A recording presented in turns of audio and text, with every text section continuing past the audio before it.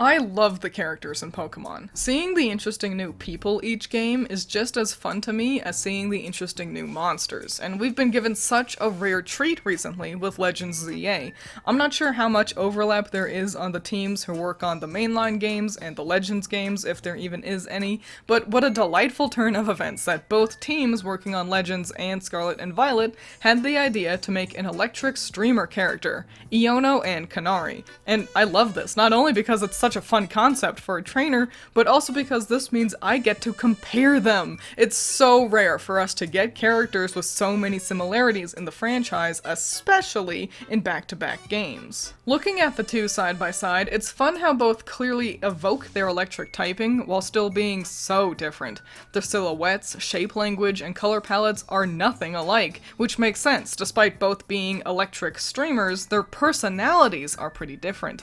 Iono approaches streaming more like a game show. She plays things up for her audience, prioritizing viewer engagement, and has noticed that her views spike when she loses a battle. Alongside her Ionoese and her most loyal fans being students, it's no wonder that Iono's design actually feels a lot more like a VTuber avatar than an IRL streamer. Have you ever noticed how boring most VTubers' legs are? If not, I wouldn't be surprised, since you generally are only seeing them from the waist up. So a dynamic torso is the most common design choice for VTubers, and we see that here with Iono. Her big hair and jacket create a dynamic silhouette for her, not to mention the smart color placement with her pink and blue hair always finding a way to frame her, making her yellow jacket pop out. The bolts on her shoes and asymmetrical legwear are cute, but this is clearly the focus area. Let's compare to Canari, whose sweaty gamer hunch and generally more locked-in vibes evoke an IRL streamer much more. That IRL vibe is bolstered by having her wear significantly more realistic clothes than Iono.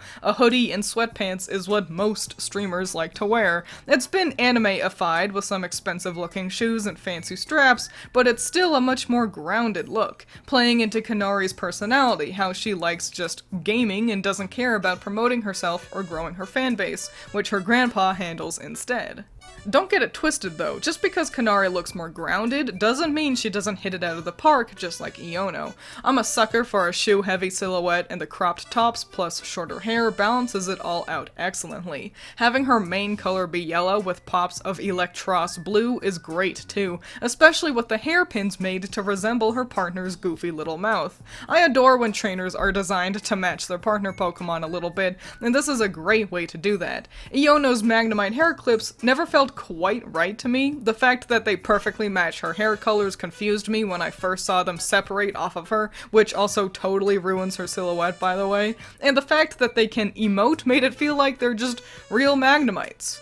But they aren't. They're cute, but they confuse me, and worst of all, she doesn't even use the Magnemite line. Let's jump back to those colors. Right off the bat, the first thing I notice is how much more saturated Canari's palette is, and I believe it's because Canari's skin tone facilitates that saturation better than Iono's. Fair skin paired with yellow can easily lead to a character looking unwell or color-washed too pink. I know I certainly look horrible in yellow. Of course, there's plenty of examples of light-skinned characters looking swell in the color, but often you have to be a lot more particular with balancing those values than you may think, versus tanned and darker skinned characters whose values get to bounce across more shades of yellow more successfully, which is probably why Iono's yellows and overall palette really is so much more washed out than Canari's. These platinum yellows are the ones that most often work really well with pale characters. To be clear, by the way, I'm not saying either is better or worse. Both a saturated and pastel palette can look swell, as evident by our two cutie streamers. I'm just explaining why values were probably chosen. On top of the dark to light element of their skin tones is also the element of how red to yellow their complexions are.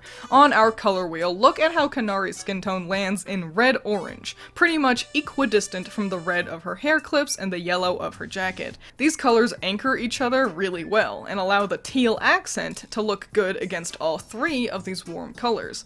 Notice how the teal is practically across the wheel from the medium shade of her skin tone?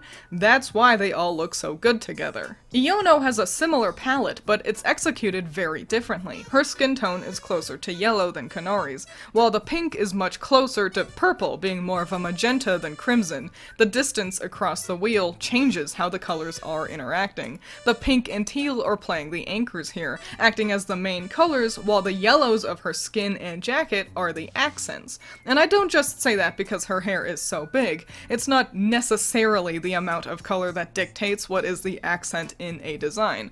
The relationship between all the colors plays just as much of a role in things like this. Here, pink and teal are the closest to being complements, which is what makes them the main anchors in the design. This is why, despite having such similar palettes, the two feel so different. Their electric personalities certainly help though. I've already talked about their differences earlier in this video when it comes to how the two ladies approach their content creation, but I think it's cool that Game Freak has accidentally nailed the two main ways people seem to approach streaming. The "this is a job and I am performing" side of it with Iono, and the "I just like playing games and happen to get popular" side of it with Canari. Quite frankly, the weirdest part of these two being so similar is that they both ended up with the electric typing, and like, I get why it happened. You need electricity to stream, but musicians haven't all been electric despite needing an outlet for their equipment. I can easily see a world where we get a cozy fashion streamer who uses fairy types, or a dark type streamer, playing games in their underlit goblin cave. Hell, we already have dragon type Raihan as an influencer, and you can't convince me that steel type Mulaney doesn't do 12-hour streams where he alternates between coding and building Gunpla. Getting to really explore the similarities and differences between Iono and Canari has been so much fun, and I hope you enjoyed my over-analysis of them too. I like both of the gals plenty, but let me know if you have a favorite between the two. Are you a Canatic or an Iono zoner? Thanks a million, and I'll see you next time.